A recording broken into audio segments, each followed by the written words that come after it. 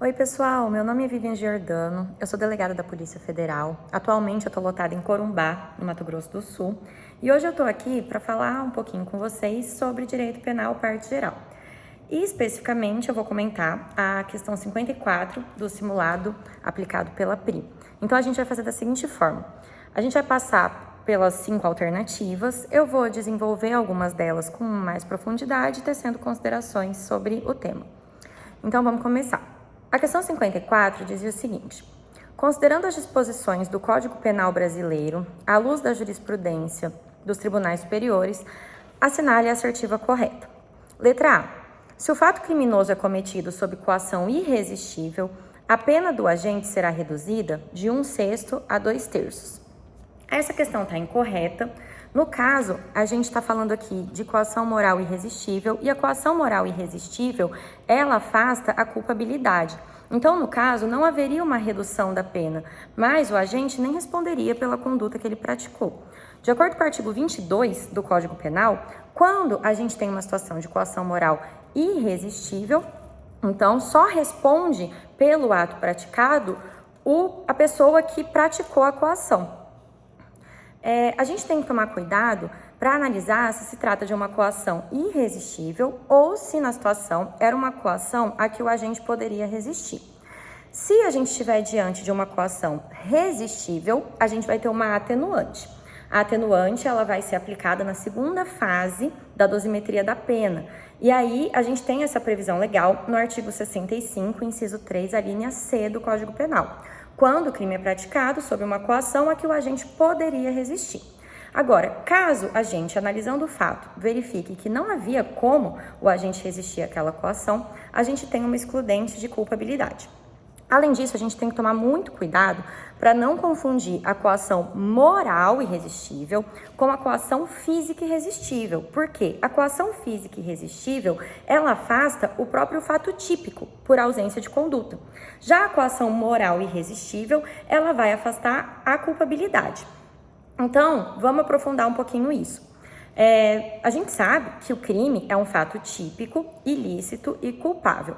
Então, o que a gente analisa no fato típico, quando se trata de um crime material consumado? A gente vai analisar, dentro do fato típico, a conduta, o resultado, o nexo de causalidade e a tipicidade. Então, a gente tem que avaliar se houve uma conduta direcionada a um resultado, se há nexo de causalidade entre essa conduta e esse resultado produzido e se há tipicidade. Quando se trata de um crime tentado, aí não haverá a consumação do resultado. Então, a gente vai avaliar a conduta e a tipicidade. Então, o que a gente avalia com relação à conduta? Bom, a conduta é uma ação ou omissão humana, consciente e voluntária, dirigida a um fim. Tem como finalidade produzir um resultado tipificado como infração penal. E aí, o que a gente tem de exemplo de exclusão da conduta é a coação física irresistível que eu trouxe para vocês agora há pouco. Qual que é a grande diferença entre a coação física irresistível, que afasta a conduta, que está dentro do fato típico, e a coação moral irresistível, que é objeto da nossa alternativa A e afasta a culpabilidade? Na coação física irresistível, não há qualquer liberdade de ação. Então, não tem uma voluntariedade, não tem sequer um elemento subjetivo por parte do coagido. E por isso que fica afastada a própria conduta e, portanto, não há fato típico. Então, a gente pode exemplificar uma situação em que um homem bem forte obriga uma pessoa mais fraca a apertar o gatilho da arma usando a sua força. Então, coloca uma arma na mão de uma pessoa mais fraca, coloca a mão em volta dessa arma e e pressiona o dedo dessa pessoa mais fraca no gatilho dessa arma para matar alguém. Nesse caso, a pessoa mais fraca não teve qualquer voluntariedade na sua conduta. Essa voluntariedade foi totalmente suprimida, então por isso que a gente pode falar que nessa situação a conduta não houve, né, não existiu, e em razão disso estaria afastado o próprio fato típico. Já na coação moral irresistível, há uma voluntariedade na conduta, só que essa voluntariedade ela está viciada. Então essa é a grande questão. Não há nenhuma liberdade de agir quando a gente fala em coação física irresistível. A pessoa ela é obrigada a apertar o gatilho pela força que o homem mais forte aplicou no dedo dela, por exemplo, Enquanto na coação moral irresistível, não. A pessoa tem uma liberdade de ação, só que ela é coagida, ela tem uma vontade viciada. Então, um exemplo, né, de coação moral irresistível é quando um traficante super perigoso chega na casa de um morador da comunidade, que já mora lá há muitos anos, um senhor de idade, por exemplo. Esse traficante chega na casa desse senhor de idade e fala: olha, ou você mata o vizinho, ou eu vou matar você e toda a sua família. Tem aqui uma ameaça, uma grave ameaça por parte desse traficante. Então, nessa situação, o senhorzinho, ele pode escolher, né, entre aspas, ele pode escolher se ele vai fazer o que o coator determinou ou não. Se ele não fizer, ele pode morrer e a sua família pode morrer. Então, nesse caso, ele pega uma arma, uma faca, que seja, vai lá e pratica essa conduta de matar a pessoa que foi determinado para ele. Mas nessa situação, veja, ele que pratica a conduta. Só que essa vontade dele está completamente viciada em razão da coação que ele recebeu. E aí, nessa situação, a gente tem a coação moral irresistível, porque a gente avalia o caso concreto e verifica que não dava para exigir que ele agisse naquela situação de uma forma diferente. E aí a gente tem uma excludente de culpabilidade. Então, é bem importante a gente diferenciar isso para saber se está incidindo no fato típico, que seria uma coação física irresistível, ou na culpabilidade, no caso da coação moral irresistível. Então, continuando, crime fato típico, ilícito e culpável. O fato típico, então, no fato típico a gente avalia essa situação da conduta, do resultado do nexo de causalidade, e a gente avalia também a situação da tipicidade. A tipicidade, ela é formal e material. Então, a gente tem que avaliar, primeiro, se a conduta praticada se adequa a um tipo penal correspondente. É a subsunção do fato à norma. Isso é a tipicidade formal. Então, por exemplo, no caso do furto, subtrair coisa alheia móvel para si ou para outrem.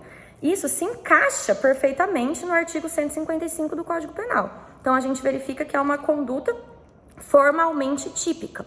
Agora, na tipicidade material, por outro lado, a gente avalia a lesão ao bem jurídico tutelado. No furto, o bem jurídico tutelado é o patrimônio. Então, para a gente verificar se a gente tem tipicidade material, a gente verifica qual foi a lesão ao bem jurídico tutelado, que é o patrimônio na situação. E aí, quando a gente não tem uma significativa lesão ao bem jurídico tutelado, observando, claro, outros requisitos, a gente tem, por exemplo, uma aplicação do princípio da insignificância. Então, essas questões são avaliadas dentro do fato típico. Aí, para verificar ainda se é crime, a gente tem que verificar se o fato é ilícito e culpável. Aí a gente tem as excludentes de ilicitude, que estão lá no artigo 23 do Código Penal, as excludentes previstas na parte geral, legítima defesa, estado de necessidade, estrito cumprimento do dever legal e exercício regular do direito. A gente tem as excludentes de ilicitude previstas também na parte especial, por exemplo, no caso do crime de aborto. No crime de aborto, a gente tem a situação do aborto necessário, quando for o único meio para salvar a vida da gestante. Também é uma excludente de ilicitude. E também temos algumas excludentes de ilicitude supralegais, que não estão previstas expressamente em lei. Por exemplo, o consentimento do ofendido. E por fim, a gente vai avaliar a culpabilidade. Na análise da culpabilidade, a gente vai verificar a imputabilidade, a potencial consciência da ilicitude e a exigibilidade de conduta diversa. E aí, dentro dessas questões da culpabilidade, a gente vai observar, por exemplo, com relação à imputabilidade, se quando a pessoa praticou aquele crime, ela estava em uma condição de embriaguez acidental completa. A embriaguez acidental completa, ela vai afastar a imputabilidade. Um exemplo quando afasta a potencial consciência da ilicitude é o erro de proibição, que a gente vai tratar na letra B dessa questão. E com relação à exigibilidade de conduta diversa, a gente tem justamente a situação da coação moral irresistível, que é uma hipótese de inexigibilidade de conduta diversa, ou seja, observando uma situação concreta, a gente pensa, não tinha como eu exigir que aquela pessoa se comportasse de uma forma diferente naquela situação, e aí afastaria a culpabilidade em razão da inexigibilidade de conduta diversa. Letra B. O erro sobre a ilicitude do fato, se inevitável, isenta de pena, se evitável, poderá diminuí-la de 1/6 a 1/3. Bom, essa alternativa está correta. É a literalidade, inclusive, do artigo 21 do Código Penal. Aqui está sendo avaliada a potencial consciência da ilicitude. No momento da conduta, a gente tem que verificar se o agente podia compreender o caráter ilícito do que ele estava praticando. Então, assim, ele podia compreender os aspectos relativos ao tipo penal e à ilicitude da conduta dele, do fato praticado. Aqui é a situação do erro de proibição. Quando o erro de proibição ele for excusável, invencível, inevitável, são expressões, né, que o examinador pode vir a utilizar e são sinônimos, fica afastada a culpabilidade. Então, é isso que a gente tem na assertiva. O erro sobre a ilicitude do fato, se inevitável, isento de pena. Então, aqui a gente tem a situação do erro de proibição, que, quando inevitável, vai afastar a culpabilidade, tá certo? Por outro lado, se o erro ele pudesse ser evitado, haveria somente uma causa de diminuição de pena, que é a segunda parte ali da questão. Quando evitável, poderá diminuí-la de 1/6 a 1/3, tá certo? Então, aqui, a gente tem que verificar a condição do agente. O conhecimento da lei, ele é inexcusável, conforme previsão legal.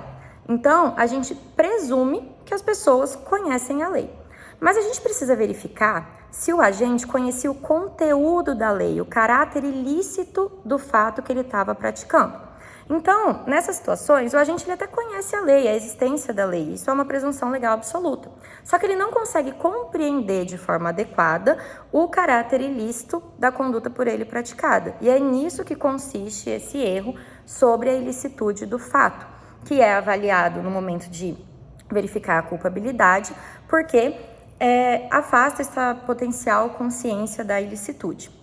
A gente precisa também avaliar, então, se esse erro é inevitável, ou seja, se o agente, empregando as diligências ordinárias, observada a condição pessoal dele, ainda assim ele não teria condição de compreender o caráter ilícito do que ele estava praticando. O critério, quando a gente avalia a inevitabilidade desse erro, é o perfil do agente. Aqui a gente não vai avaliar a figura do homem médio. Quando a gente verifica as questões específicas do fato típico e da ilicitude, a gente toma por base a figura do homem médio. Todavia, quando a gente entra na culpabilidade, a gente vai levar em conta o próprio agente que praticou a ação. Então, isso é muito importante. A gente tem que verificar quais são as condições daquela pessoa, onde que ela mora, qual é o grau de instrução. A gente vai considerar essas particularidades para conseguir alcançar a responsabilidade individual. Então, na culpabilidade, a gente observa as condições desse agente que praticou a conduta e é assim que a gente vai verificar se se tratava de um erro excusável ou de um erro inexcusável, para observar se a gente pode afastar a culpabilidade ou então se vai se tratar somente de uma causa de diminuição de pena. Lembrando que quando a gente tem uma causa de diminuição de pena, isso vai ser avaliado na terceira fase da dosimetria da pena. Letra C. A lei excepcional, cessadas as circunstâncias que a determinaram, não poderá retroagir para atingir os fatos praticados durante a sua vigência. Aqui, o erro da questão é o não poderá retroagir, porque de acordo com o artigo 3º do Código Penal, a lei excepcional pode sim retroagir para alcançar esses fatos praticados durante a sua vigência. A lei excepcional ela vai ser relacionada a uma situação de anormalidade. Quando essa situação cessa, com o fim dessa situação, essa lei vai deixar de produzir seus efeitos, é o que a gente chama de uma lei autorrevogável. Ela não precisa de uma nova lei, a existência de uma nova lei para revogá-la. Ela vai ser sempre ligada a essa situação que a ensejou. Só que a questão é que essa lei ela possui ultratividade, então ela vai sim ser aplicada aos fatos praticados durante a sua vigência, ainda que já tenha cessado essa circunstância que determinou a sua origem. Então, se o agente praticou um fato enquanto essa lei era vigente, porém, isso só for avaliado depois que a lei deixou de existir, ainda assim a gente vai ter a aplicação dessa lei a esse fato. Então a gente tem a ultratividade da lei. Mesmo depois de revogada, ela vai continuar a ser aplicada para os fatos que ocorreram durante a sua vigência. Letra D. O agente que voluntariamente desiste de prosseguir na execução ou impede que o resultado se produza, responde pelo crime praticado. Aqui é esse finzinho que está errado. Na verdade, quando o agente voluntariamente desiste de prosseguir na execução ou impede que o resultado se produza, ele vai responder apenas pelos atos que ele já praticou. Essa questão está prevista no artigo 15 do Código Penal. Então, a gente tem aqui os institutos da desistência voluntária e do arrependimento eficaz. Nessa primeira parte, a gente tem a desistência voluntária, ou seja, a pessoa ela inicia a prática do crime, inicia a prática dos atos executórios, mas ela desiste de prosseguir na execução. E na segunda parte, a gente tem o arrependimento eficaz, que é quando a pessoa pratica algum ato para impedir que o resultado inicialmente pretendido venha a se realizar. Então, no caso do arrependimento eficaz, a pessoa ela pratica os atos executórios, ela esgota a prática dos atos executórios, todavia, ela impede a produção do resultado. A gente tem que tomar cuidado para diferenciar esses institutos da tentativa, né? Na tentativa, de acordo com o artigo 14, inciso 2 do Código Penal, o resultado ele não é alcançado diante de circunstâncias alheias à vontade do agente. Essa é a grande questão que diferencia da desistência voluntária e do arrependimento eficaz. Porque na desistência voluntária e no arrependimento eficaz é o próprio agente que faz com que esse resultado não aconteça. Seja porque ele desiste de prosseguir na prática dos atos executórios, seja porque ele pratica uma conduta a fim de impedir a produção do resultado. Então, a desistência voluntária e o arrependimento eficaz, eles são uma própria ponte de ouro de volta para a legalidade. É um estímulo do legislador para o agente que inicia a execução, mas ele acaba voltando atrás. Prevalece para concurso público que são causas de exclusão da tipicidade do crime inicialmente pretendido. Então, a gente vai verificar qual era o crime que o agente pretendia praticar e o que ele efetivamente praticou. Quando a gente tem esses institutos, a gente vai cortar e verificar quais foram os atos já praticados. Se esses atos já praticados, eles constituem algum outro tipo penal, a gente vai responder por esse outro tipo penal. Ele vai responder por esses atos já praticados. Mas, se esses atos já praticados, eles não configuram qualquer tipo penal, aí ele não vai responder por nada, vai ser uma conduta atípica. Um exemplo, né, de desistência voluntária, fica mais fácil quando a gente consegue visualizar na prática. É aquela situação do eu posso prosseguir, mas eu não quero. Então, uma pessoa, o João, ele quer matar o José. O João, então, ele pega uma faca para golpear o José. Ele dá um golpe de faca, ele inicia a prática dos atos executórios, dá um golpe de faca no José, mas, de repente, ele pensa, nossa, mas por que eu estou fazendo isso? Ele poderia dar mais um golpe, mais 2 golpes, mais 3 golpes, se ele quisesse, a fim de produzir o resultado morte, só que naquele momento ele desiste de prosseguir com a prática dos atos executórios, sabendo que aquele único golpe que ele já deu não seria suficiente para efetivamente tirar a vida do José. Dessa forma, a gente tem nessa situação a desistência voluntária. Ele podia continuar golpeando, ele podia efetivamente matar o José, mas ele desiste de prosseguir na execução, ele se abstém. Então ele para, larga a faca e não mata o José. E aí, nesse caso, por uma circunstância referente à vontade dele, ele quis parar, esse resultado morte não vai ser produzido. Porém, a gente precisa avaliar quais foram os atos já praticados. Ele já deu um golpe de faca. Então, esse golpe de faca, se ele tiver produzido uma lesão corporal, o João ele vai responder pelo que ele efetivamente praticou, que foi uma lesão corporal. Agora, vamos supor que o João ele desse um golpe de faca no José, e aí, quando ele fosse dar o segundo golpe de faca, chegasse o Diogo e impedisse que ele continuasse golpeando. Falasse para o João, você não vai continuar golpeando, segurasse o João, tirasse a faca da mão do João, impedindo que ele continuasse na prática dos atos executórios. Nessa situação, a gente teria uma tentativa. Por quê? Porque o João ele só não conseguiu consumar o crime de homicídio, que era a vontade inicial dele, por circunstâncias alheias à vontade. Por quê? Porque ele foi impedido pelo Diogo. Então, nessa situação específica, a gente tem a tentativa, e aí ele, em regra, vai responder nas penas do crime inicialmente pretendido, havendo uma redução de 1 a 2/3, de acordo ali com o artigo 14 do Código Penal. Também tem que verificar a questão do arrependimento eficaz.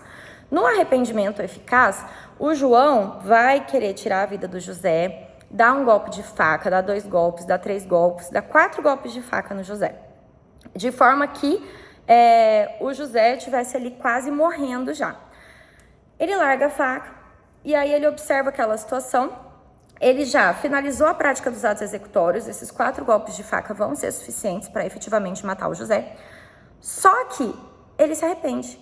Pega o José, coloca o José dentro do carro, leva para o hospital, o José recebe atendimento médico e acaba não falecendo diante desse atendimento médico que ele recebeu. Esse é um caso de arrependimento eficaz. Por quê? Porque o João, ele esgotou a prática dos atos executórios, mas ele acabou praticando uma conduta com a finalidade de impedir a produção do resultado, que foi prestar socorro para o José. Em razão dessa conduta dele, o José não faleceu, e aí nessa situação, o João ele vai responder somente pelos atos já praticados. Teria que verificar qual foi a intensidade das lesões sofridas pelo José, e o João responderia por lesão corporal leve ou grave, dependendo da situação concreta. Então, é assim que a gente diferencia a desistência voluntária do arrependimento eficaz da tentativa. Então, tanto a desistência voluntária como o arrependimento eficaz, eles vão ter os mesmos efeitos. O agente vai responder somente pelos atos já praticados, afastando então a tipicidade do crime inicialmente pretendido. Já a tentativa não, ele vai responder pelo crime inicialmente pretendido, mas vai ter uma causa de diminuição de pena, podendo o aplicador da pena reduzir a reprimenda entre 1 e 2/3. É muito importante, no caso do arrependimento eficaz, como o próprio nome já diz, ele tem que ser eficaz. Então, o crime inicialmente pretendido não pode ser consumado. Caso o crime inicialmente pretendido seja consumado, então vamos supor, o João prestou socorro ali, levou o José para o hospital, mas o José morreu mesmo assim.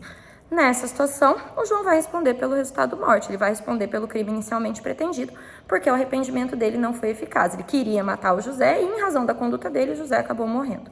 E por fim, na letra E, a gente tem a seguinte afirmação: a renúncia do direito de queixa ou perdão aceito nos crimes de ação privada não constitui causa extintiva da punibilidade, segundo as disposições do Código Penal.